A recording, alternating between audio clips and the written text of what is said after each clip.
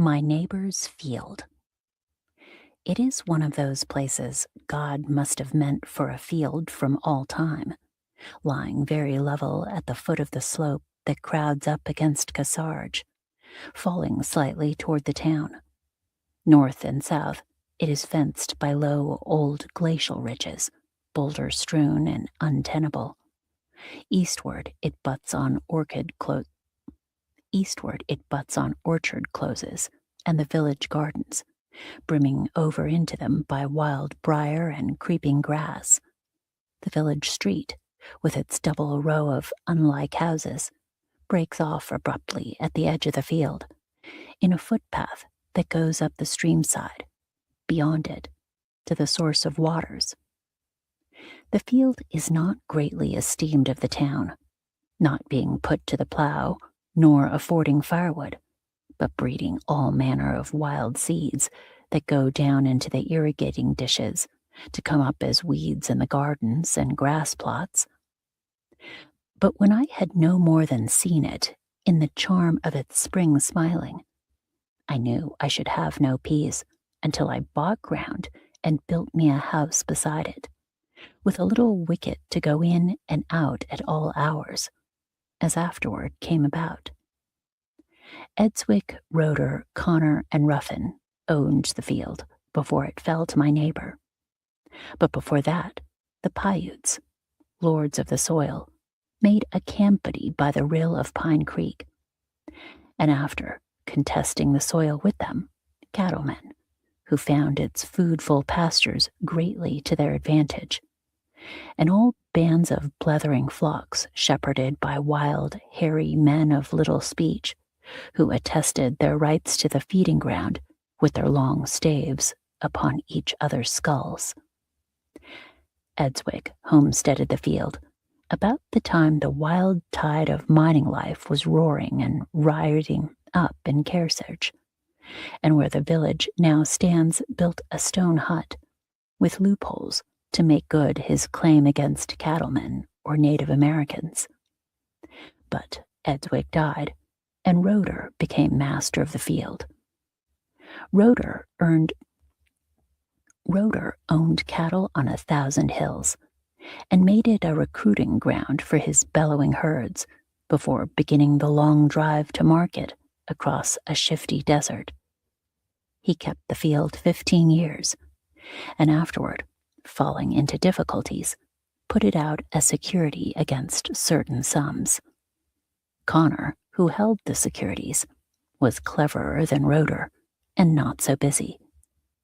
The money fell due the winter of the big snow, when all the trails were 40 feet under drifts, and Roeder was away in San Francisco selling his cattle. At the set time, Connor took the law by the forelock and was adjudged possession of the field. 18 days later, Roeder arrived on snowshoes, both feet frozen, and the money in his pack.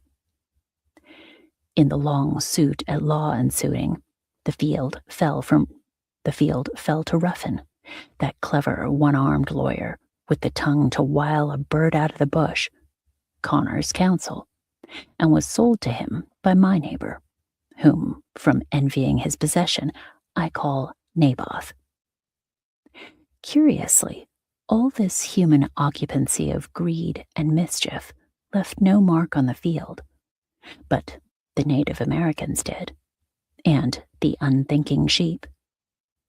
Round its corners, children pick up chipped arrow points of obsidian.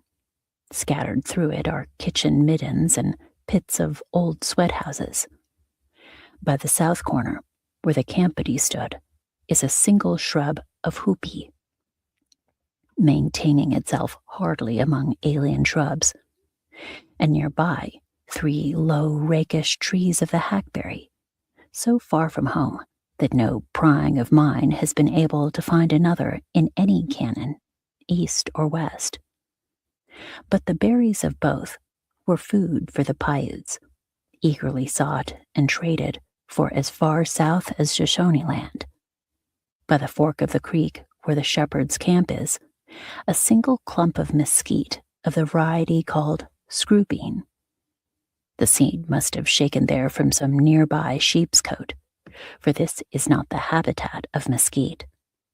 And except for other single shrubs at sheep camps, none grows freely for 150 miles, south or east. Naboth has put a fence about the best of the field, but neither the Native Americans nor the shepherds can quite forgo it.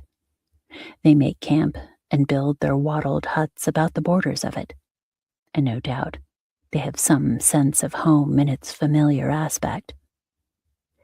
As I have said, it is a low-lying field, between the mesa and the town, with no hillocks in it, but a gentle swale where the waste water of the creek goes down to certain farms, and the hackberry trees, of which the tallest might be 3 times the height of a man, are the tallest things in it.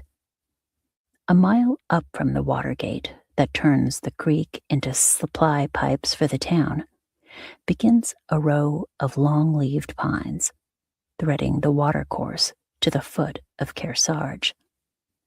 These are the pines that puzzle the local botanists, not easily determined, and unrelated to other conifers of the Sierra Soap. The same pines of which the Indians relate a legend mixed of brotherliness and the retribution of God. Once the pines possessed the field, as the worn stumps of them along the streamside show, and it would seem their secret purpose to regain their old footing. Now and then, some seedling escapes the devastating sheep a rod or two downstream. Since I came to live by the field, one of these has tiptoed above the gully of the creek, beckoning the procession from the hills, as if, in fact, they would make back toward that sky-pointing finger of granite on the opposite range, from which, according to the legend, when they were bad Native Americans, and it a great chief, they ran away. This year the summer floods brought the round, brown, fruitful cones to my very door, and I look, if I live long enough, to see them come up greenly in my neighbor's field. It is interesting to watch this retaking of old ground by the wild plants, banished by human use. Since Naboth drew his fence about the field and restricted it to a few wild-eyed steers, halting between the hills and the shambles, many old habitats of the field have come back to their haunts. The willow and brown birch, long ago cut off by the Native Americans for wattles, have come back to the streamside, slender and virginal in their spring greenness, and leaving long stretches of the brown water open to the sky. In stony places, where no grass grows, wild olives sprawl, close-twigged, blue-gray patches in winter, more translucent greenish gold in spring than any aerial. Along with willow and birch and briar, the clematis, that shyest plant of water borders, slips down season by season to within 100 yards of the village street.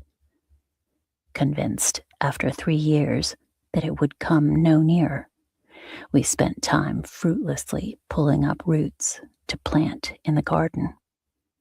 All this while, when no coaxing or care prevailed upon any transplanted slip to grow, one was coming up silently outside the fence near the wicket, coiling so secretly in the rabbit brush that its presence was never suspected until it flowered delicately along its twining length. The horehound comes through the fence and under it, shouldering the pickets off the railings.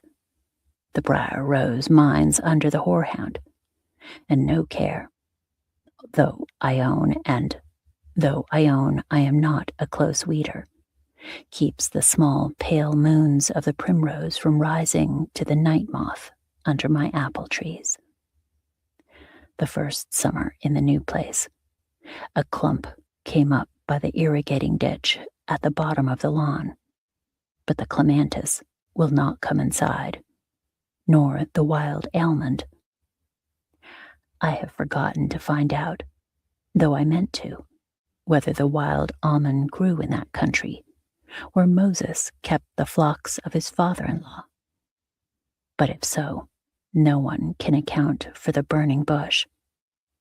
It comes upon one with a flame burst as of revelation, little hard red buds on leafless twigs, swelling unnoticeably, then 1, 2, 3 strong suns, and from tip to tip, one soft, fiery glow, whispering with bees as a singing flame. A twig of finger size will be furred to the thickness of one's wrist by pink 5-petaled bloom, so close that only the blunt-faced wild bees find their way in it.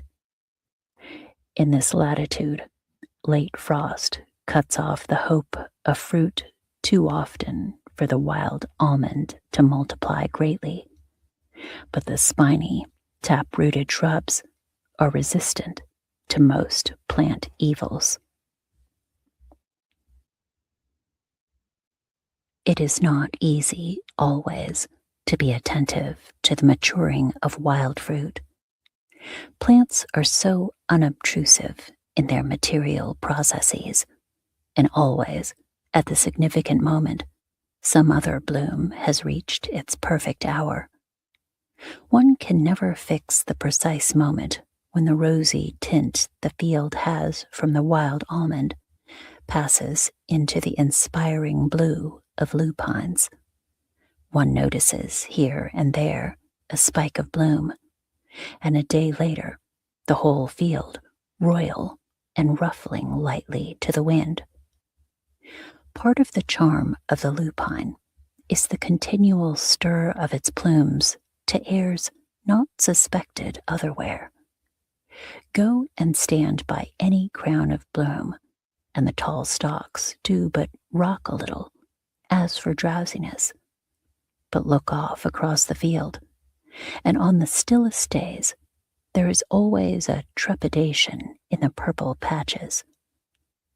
From midsummer until frost, the prevailing note of the field is clear gold, passing into the rusty tone of bigelovia, going into a decline, a succession of color schemes more admirably managed than the transformation scene at the theater. Under my window, a colony made a soft web of bloom that drew me every morning for a long, still time. And one day I discovered that I was looking into a rare fretwork of fawn and straw-colored twigs, from which both bloom and leaf had gone, and I could not say if it had been for a matter of weeks or days. The time to plant cucumbers and set out cabbages may be set down in the almanac, but never seed time nor blossom in Naboth's field. Certain winged and mailed denizens of the field seem to reach their heyday along with the plants they most affect. In June, the leaning towers of the white milkweed are jeweled over with red and gold beetles climbing dizzily. That this is that milkweed from whose stems the Native Americans flayed fiber to make snares for small game. But what use the beetles put it to accept for a displaying ground for their gay coats, I could never discover. The white butterfly crop comes on with a bigelovia bloom, and on warm mornings makes an airy twinkling all across the field. In September, young linnets grow out of the rabbit brush in the night. All the nests discoverable in the neighboring orchards will not account for the numbers of them. Somewhere, by the same secret process by which the field matures 1,000,000 more seeds than it needs, it is maturing red-hooded linnets for their devouring. All the purlieus of Bigelovia and Artemisia are noisy with them for a month. Suddenly they come, as suddenly go the fly-by-nights, that pitch and toss on dusky barred wings above the field of summer twilights. Never one of these nighthawks will you see after linnet time, though the hurtle of their wings makes a pleasant sound across the dusk in their season. For 2 summers, a great red-tailed hawk has visited the field every afternoon between 3 and 4 o'clock, swooping and soaring with the airs of a gentleman adventurer. What he finds there is chiefly conjectured. So secretive are the little people of Naboth's field. Only when the leaves fall and the light is low and slant, one sees the long, clean flanks of the jackrabbits, leaping like small deer, and of late afternoons, little cottontails scamper in the runways. But the most one sees of the borrowers, gophers, and mice is the fresh earthwork of their newly opened doors, or the pitiful small shreds the butcher bird hangs on spiny shrubs. It is a still field, this of my neighbors, though so busy, and admirably compounded for variety and pleasantness. A little sand, a little loam, a grassy plot, a stony rise or two, a full brown stream, a little touch of humanness, a footpath trodden out by moccasins. Naboth expects to make town lots of it, and his fortune in one and the same day. But when I take the trail to talk with someone at the campsite, it occurs to me that though the field may serve a good turn in those days, it will hardly be the happier. No, certainly not happier. The Mesa Trail. The Mesa Trail begins at the corner of Naboth's field, though one may drop into it from the wood road near toward the canyon, or from any of the cattle paths that go up along the stream side. A clean, pale, smooth-trodden way between spiny shrubs, comfortably wide for a horse or a Native American. It begins, I say, at the campsite, and goes on toward the twilight hills and the borders of Shoshone land.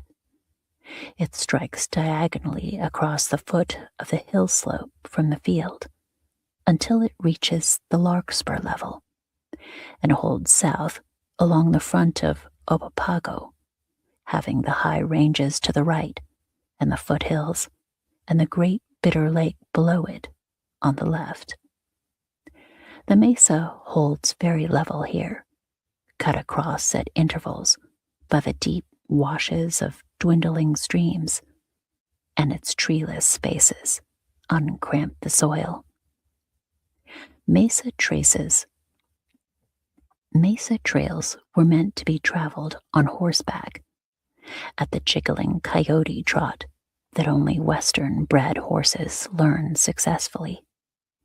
A foot pace carries one too slowly past the units in a decorative scheme that is on a scale with the country round for bigness.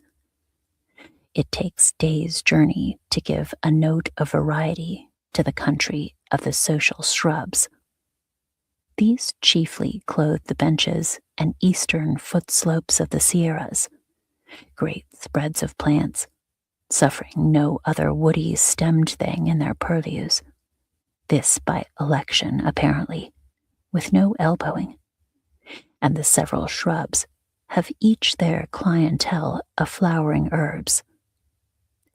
It would be worth knowing how much the devastating sheep have to do with driving the tender plants to the shelter of the prickle brushes. It might have been earlier, in the time of the campsite tells of, when antelope ran on the mesa like sheep for numbers, but scarcely any foot-high herb rears itself except from the midst of some stout twigged shrub. Larkspur, and for every spinosa, the purpling coils of Phacelia. In the shrub shelter, in the season, flock the little stemless things whose blossom time is as short as a marriage song. The larkspurs make the best showing, being tall and sweet, swaying a little above the shrubbery, scattering pollen dust, which Navajo brides gather to fill their marriage baskets. This were an easier task than to find two of them of a shade. Larkspurs in the botany are blue, but if you were to slip rein to the stub of some black sage and set about proving it, you would still be at it by the hour when the white Gilias set their pale discs to the westering sun. This is the Gilia the children call evening snow, and it is no use trying to improve on children's names for wildflowers. From the height of a horse, you look down to clean spaces in a shifty yellow soil, bare to the eye as a newly sanded floor. Then, as soon as ever, the hill shadows begin to swell out from the sidelong ranges, come little flakes of whiteness fluttering at the edge of the sand. By dusk, there are tiny drifts in the lee of every strong shrub, rosy-tipped corollas as righteous in the sliding mesa wind as if they were real flakes shaken out of a cloud, not sprung from the ground on wiry 3-inch stems. They keep awake all night, and all the air is heavy and musky sweet because of them. Farther south on the trail, there will be poppies meeting ankle-deep, and singly peacock-painted bubbles of colocortus blown out at the tops of tall stems. But before the season is in tune for the gayer blossoms, the best display of color is in the lupin wash.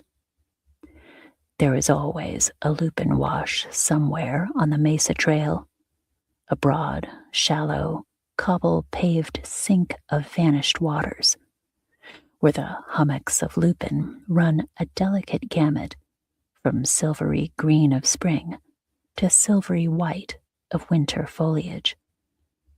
They look in fullest leaf, except for the color, most like the huddled huts of the campsite, and the largest of them might be a man's length in diameter.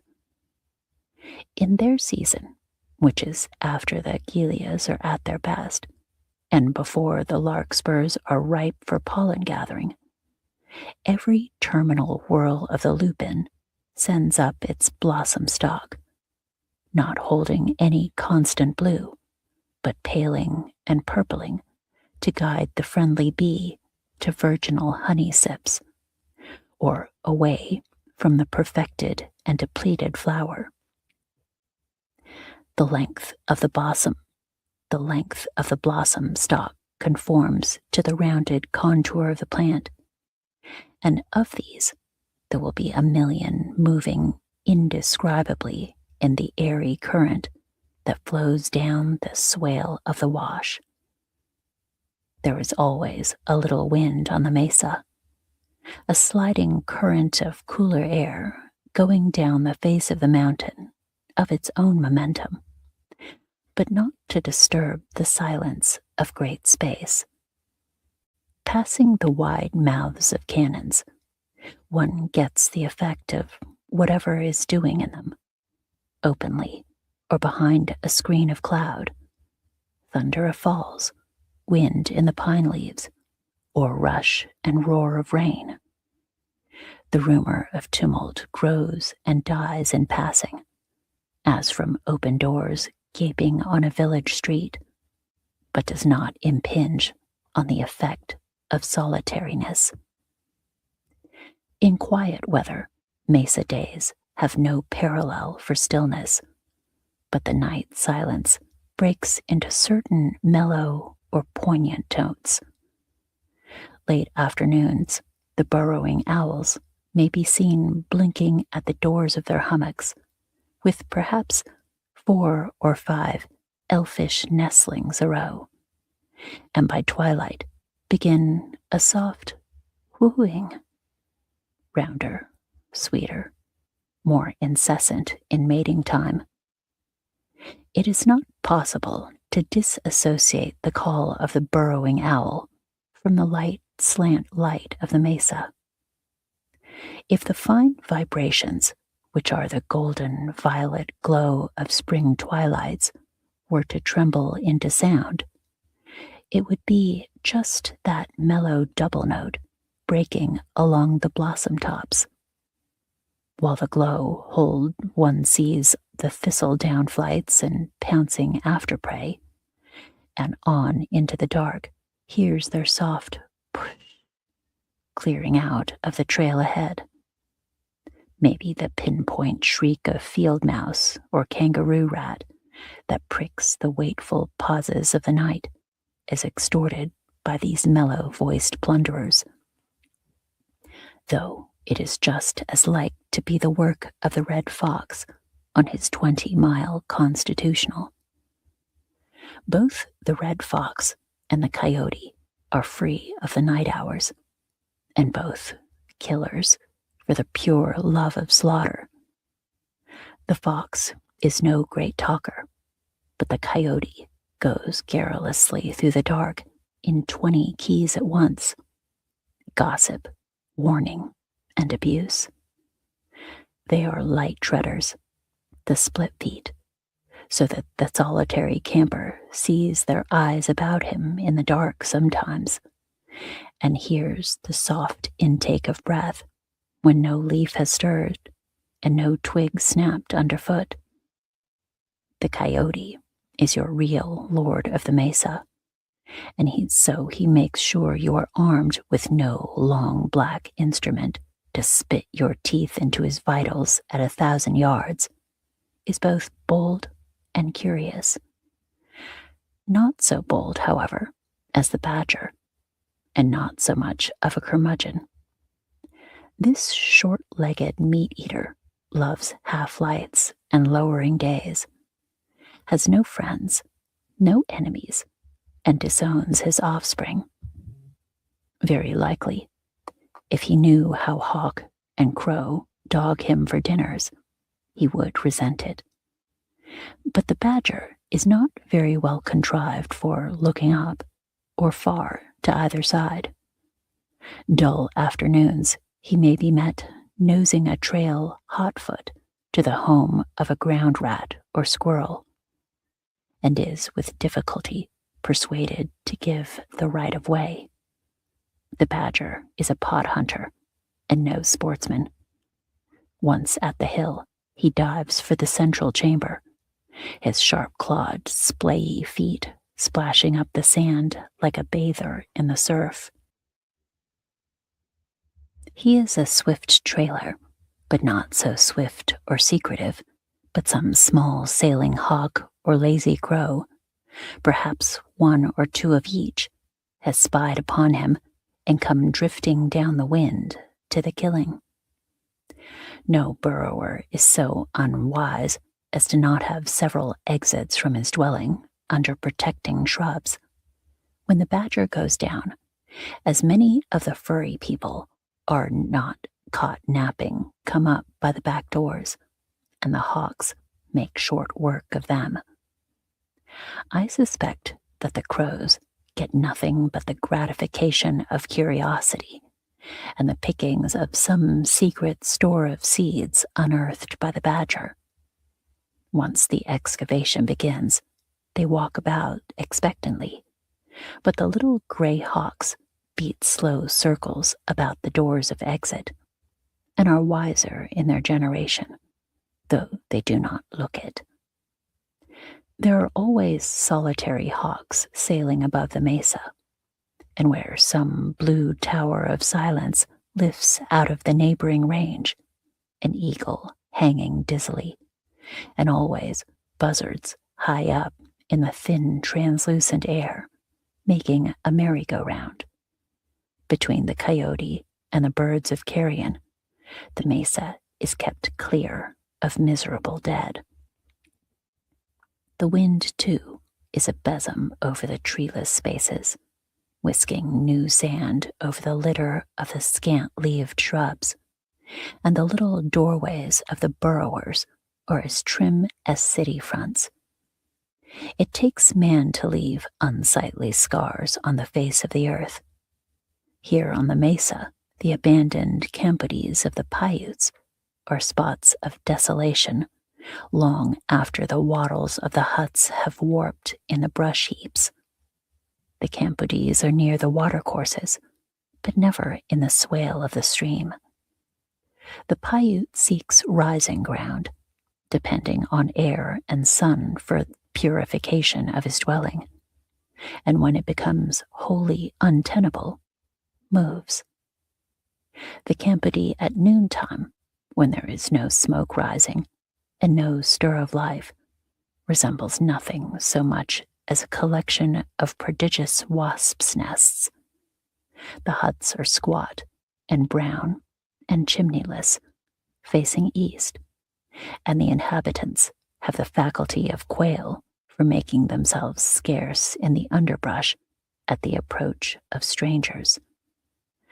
But they are really not often at home during midday, only the blind and incompetent left to keep the camp. These are working hours, and all across the mesa, one sees the women whisking seeds of chia into their spoon-shaped baskets, these emptied again into the huge conical carriers, supported on by the shoulders by a leather band about the forehead. Mornings and late afternoons, one meets the men singly and afoot on unguessable errands, or riding shaggy, brow-beaten ponies with game slung across the saddle bows.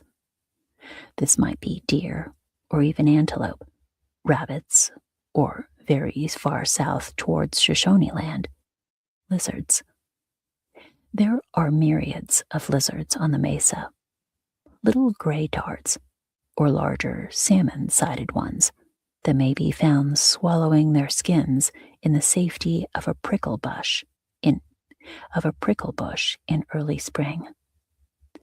Now and then, a palm's breadth of the trail gathers itself together and scurries off with a little rustle under the brush to resolve itself into sand again. This is pure witchcraft. If you succeed in catching it in transit, it loses its power and becomes a flat, horned, toad-like creature, horrid-looking and harmless, of the color of the soil, and the curio dealer will give you 2 bits for it to stuff. Men have their season on the mesa as much as plants and 4-footed things, and one is not like to meet them out of their time. For example, at the time of rodeos, which is perhaps April, one meets free-riding vaqueros who need no trails and can find cattle where the layman no cattle exist. As early as February, bands of sheep work up from the south to the high Sierra pastures. It appears that shepherds have not changed more than sheep in the process of time. The shy, hairy men who herd the tactile flocks might be, except for some added clothing, the very brethren of David. Of necessity, they are hardy, simple livers, superstitious, fearful, given to seeing visions, and almost without speech. It needs the bustle of shearings and copious libations of sour, weak wine to restore the human faculty. Petite Pete, who works a circuit up from the Ceriso to Red Butte and around by way of Salt Flats, passes year by year on the Mesa Trail, his thick, hairy chest thrown open to all weathers, twirling his long staff and dealing brotherly with his dogs, who are possibly as intelligent, certainly handsomer. A flock's journey is 7 miles, 10 if pasture fails, in a windless blur of dust, feeding as it goes, and resting at noons. Such hours Pete weaves a little screen of twigs between his head and the sun. The rest of him is as impervious as one of his own sheep, and sleeps while his dogs have the flocks upon their consciences. At night, wherever he may be, there Pete camps, and fortunate the trail-weary traveler who falls in with him. When the fire kindles and the savory meat seethes in the pot, when there is a drowsy blather from the flock, and far down the mesa, the twilight twinkle of shepherd fires, when there is a hint of blossom underfoot, and a heavenly whiteness on the hills, one harks back without effort to Judea and the Nativity. But one feels by day anything but good will to note the shorn shrubs and the cropped blossom tops. So many seasons' effort, so many suns and rains to make a pound of wool. And then there is the loss of ground-inhabiting birds that must fail from the mesa when the few herbs ripen seed. Out west, the west of the mesas and the unpatented hills, there is more sky than any place in the world.